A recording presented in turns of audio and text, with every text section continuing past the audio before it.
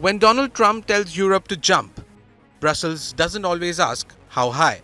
In fact, even as Trump tried to strong-arm the EU into slapping India with tariffs as high as 100%, the European Union chose a very different path, signing on to a brand new strategic agenda with New Delhi. As von der Leyen puts it bluntly, this isn't just symbolism. The EU and India are already deeply connected. Europe is one of India's largest trading partners, with bilateral trade hitting around 120 billion euros in goods in 2024, and European firms employing millions inside India.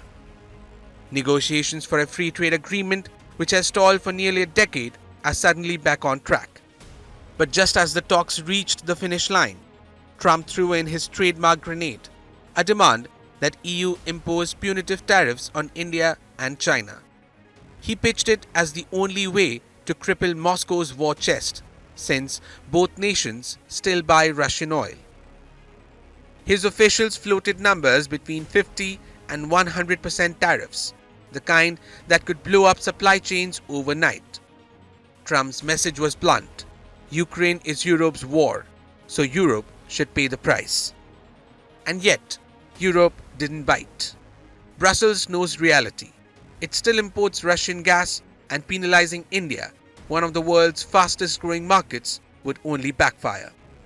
Instead, the EU doubled down on India, unveiling the new strategic EU-India agenda in September 2025. This isn't a minor roadmap. It covers everything from trade and technology to defense, climate, and global governance. Brussels is even pushing to finalize the free trade agreement with India by the end of this year. The new agenda outlines deeper cooperation on semiconductors, critical raw materials, and a potential EU-India startup partnership.